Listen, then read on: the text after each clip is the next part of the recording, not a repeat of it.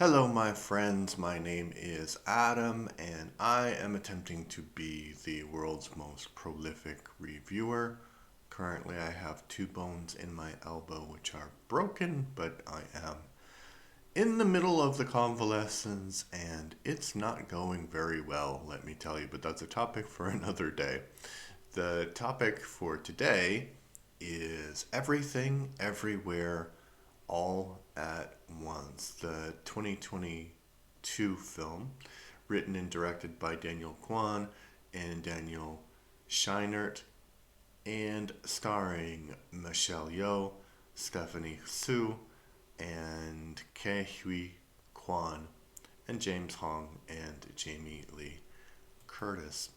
So, this is a really difficult movie to describe, and it's one movie that was on my list of movies to see when it was in the cinema.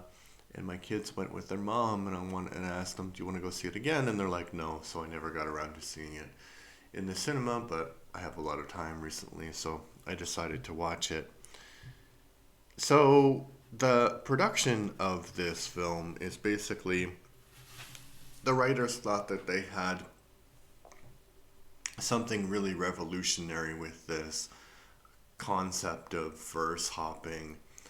And I don't know why they thought that because that is a very big comic book trope. And when they were writing the movie, the Across the Spider Verse came out, or Into the Spider Verse, whatever the first one is, and they were like, "Oh no, somebody's had our idea."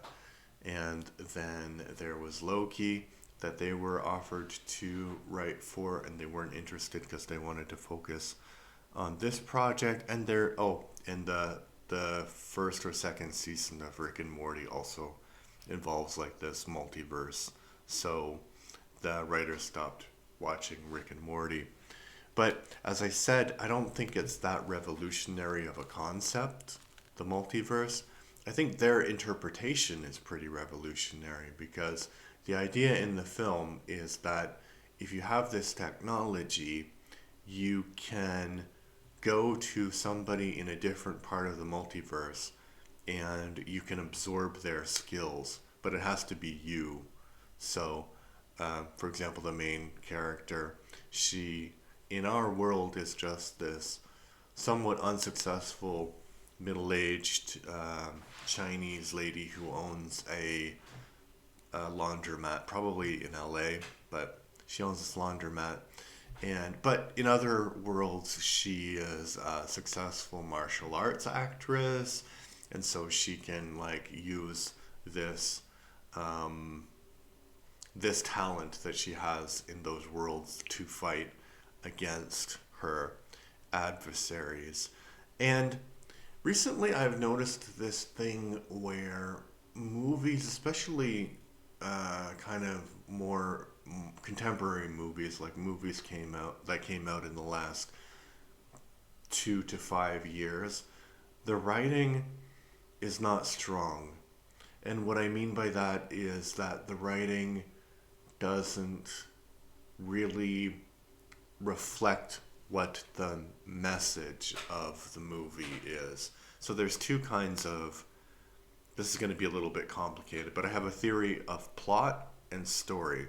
So the plot is actually what happens in the film, and the story is what the film is about. And the plot needs to show you what the story is about. Um, like, um, for example, I reviewed Begonia recently, and that is a movie where the trope is that there is a guy who believes in aliens and he's a bit of a conspiracy theorist, but he turns out to be correct. So the plot, it doesn't really reflect the story of the film because I guess the story is about how trauma kind of ruins civilization and ruins human life, but they don't show that very well.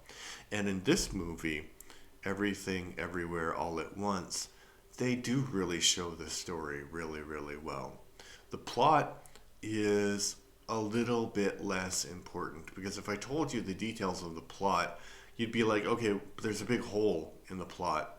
Maybe I'll come back to that. But the story is all about how Evelyn is her name, how she comes to accept that she is actually happy in her universe, even though she puts this like cantankerous front and she seems to be like a failure and stuff.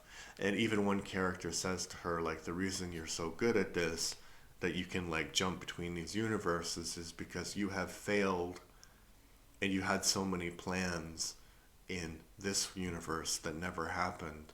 So basically, the character is saying that she's a failure, but she doesn't feel like she's a failure. She feels like, I mean, it takes her a while to realize that, and that's the story of the movie, but she loves her husband, she loves her daughter, and she accepts the fact that her father has complicated feelings about her. So, and she learns to understand different people's perspectives. And there's even like a fight scene at the end where she, because her husband is like, don't hurt anybody, you know, they're hurting. He has a great line, but I forgot exactly how it goes. But he basically says, you know, don't hurt anybody because they have enough pain in their lives, something like that, to that effect. And so she's fighting people using love because she's having this kind of like multi-universe conversation with her husband.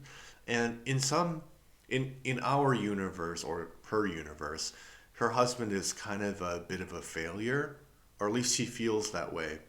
But he's not a failure. He's actually incredibly strong, and he treats people with compassion, basically.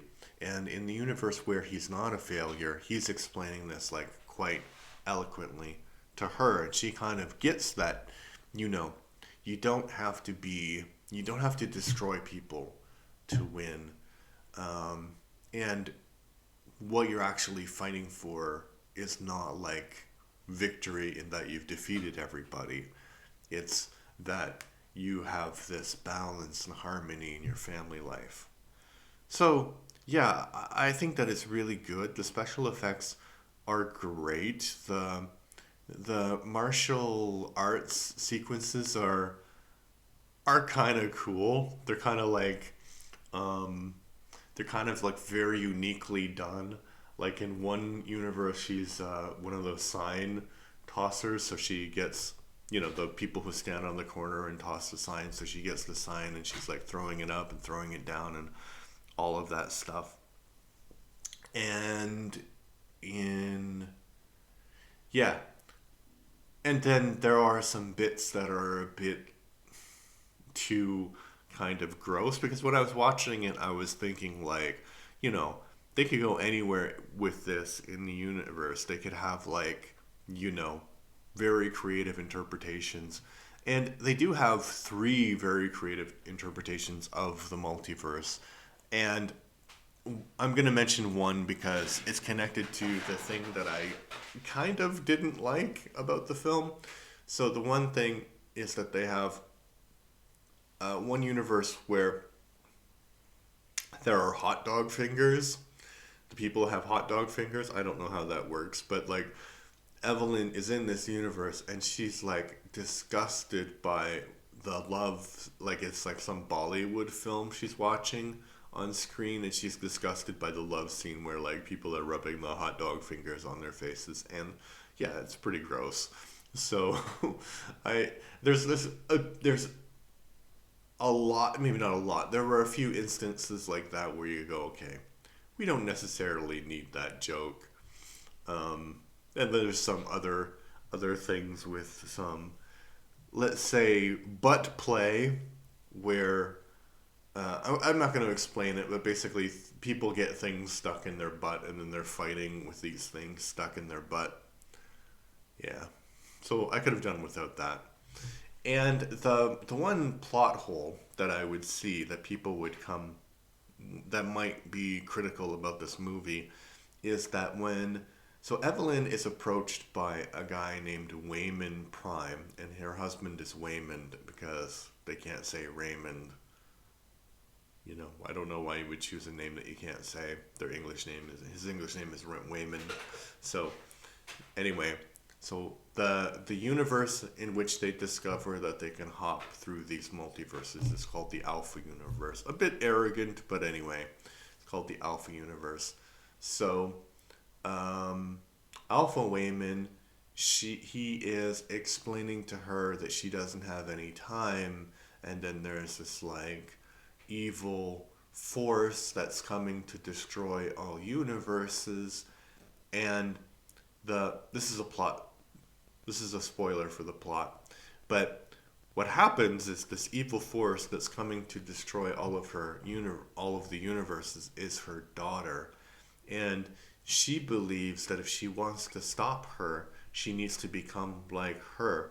And this is really well done actually, because the daughter has the ability to go through all of the multiverses at once and experience everything at once. So basically, she's like a deity, and she creates this uh, donut, everything bagel, but it's like a cosmic bagel that's gonna destroy everything, or maybe not. We don't know what it actually does, because they didn't get to use it. It sucks people in, but where did they go?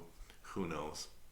Um, yeah. So the plot about stopping her is very quickly abandoned in the middle because Evelyn wants to become like her, and stopping her takes on a different meaning for her.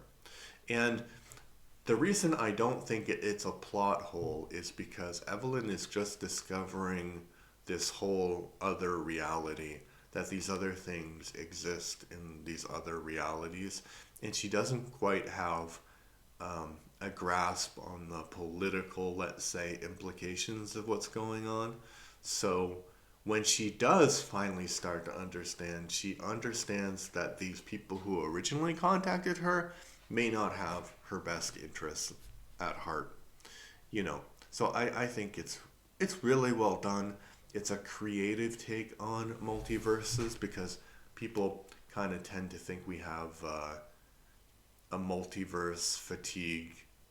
Um, but I think it's kind of like superhero movies. If you make a great superhero movie, people will watch it. Maybe not in the cinemas, but maybe later, and they will appreciate it. They'll come back to it. So I think a multiverse universe movie is like that, the same. And there's a lot of high level critical analysis about this movie, about what it means to be an immigrant in America, and different identities that are portrayed in the movie. And I think that the good thing is that about the movie is that you can get that deep if you want to. It's a kind of movie where it invites discussion like that, but you can just enjoy it as a movie, as entertainment. And it's really, really good. And the actors, who I mentioned at the top, but I forgot. Yeah, Michelle Yeoh does a really, really great job. Um, and Kei Hugh Kwan also does a great job. The other supporting actors do great jobs as well, but those two are really the emotional heart of the movie, and their kind of understated love affair is the heart of the movie, and the fact that they created this child that they both care for, they both adore, but they have a hard time understanding is the core of the movie as well. And I think my kids, when they watched it, they would have been 13 and 9 respectively, probably. No, 12 and 8, maybe something like that. But anyway, I won't do the math now, but I can understand why they didn't like it, because they didn't really, because when you're at that age, I think oftentimes the story of the film is hard to understand if you're not in that position, if you don't have that life experience. So I have relationships that have failed. I have kids that, I want the best for, but I might not always understand them. And they might not understand me and the things that I say and the things that I do. And, you know, so I think that's why they didn't like it. So I think it's not an action movie where everyone can sit down and have a great time. There is like a specific audience for this, but I think, you know, it's entertaining regardless. But so I liked it. I liked it. I would give it a 7 out of 10. So on my scale, 7 out of 10 is like a really good movie that if it comes on, you should go out. So I think 10 out of 10 is like you must see it, drop everything, see it as soon as you can. 9 out of 10 is like make plans in the next week to see it. 7 out of 10 is like in the next month you should see it. 6 out of 10 is like yeah, you could see it or not. 5 out of 10 is like if it's on the TV, see it. All right, so that's my review. What did you think about Everything Everywhere All at Once? Let me know in the comments. I'm trying to get 200 subscribers by the end of January, and currently we have 160 subscribers. If you're watching or listening on Spotify, please drop a follow. Spotify tells me I should have 15 followers and I have one, so I'm trying to get my numbers up, baby. My numbers up, baby. All right. Thanks, everybody. Bye bye.